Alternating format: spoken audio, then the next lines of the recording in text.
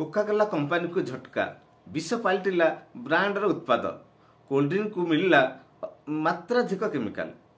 एक यूरोपर एकाधिक देशरू निज पानीय उत्पाद फेराई नब कंपनी कोकाकोला यार कोक फांटा स्प्राइट ट्रफी को एवं मिनमेट ब्रांडर उत्पाद बजार फेराई नब।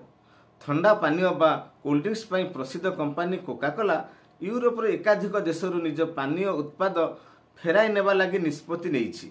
कंपनी अनुसार एथिले फ्लोरेर नामक एक केमिकाल मात्राधिक थिबारु एही निष्पत्ति निया जाइछि। कोकाकोला पक्षरु जारी होइतिबा बयानरु कहा जाइछि जे बेल्जियम लक्समबर्ग एवं नेदरलैंड को यार कोल्ड ड्रिंक्स को फेराई नब। ब्रिटेन केवल 5टा प्रोडक्ट लाइन पठा जाई पारिथिला एवं ता पूर्वरु बिक्री होई सारिथिला। एबे बिक्री होई नथिबा उत्पाद को फेरई अणाजिबा को पदक्षेप निया जाइछि। क्लोरेन बेस डिक्सिन फेंटार्स को वाटर ट्रीटमेंट एवं फूड प्रोसेसिंग रे व्यवहार कले फ्लोरेड केमिकाल बनी थाए।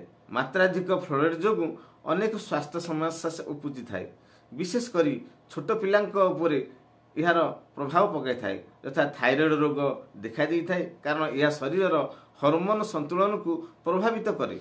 कोल्ड ड्रिंक रे मात्राधिक फ्लोराइड रहिथिबा द्वारा झाड़ा बांति हेबा सह लिभर असुविधा मध्य देखा जाए और रक्त रे अम्लजान ग्रहण करिबा क्षमता ह्रास पाई थाए।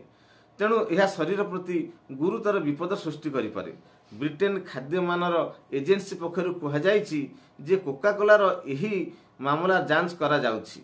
जदि यार कौनसी अस्वास्थ्यकर पदार्थ मिले जरूरी पदक्षेप निया जिवो। एतिस कोल्ड ड्रिंक्स को एपरी पदार्थ को हटाई दिबा को निर्देश दिया जिवो।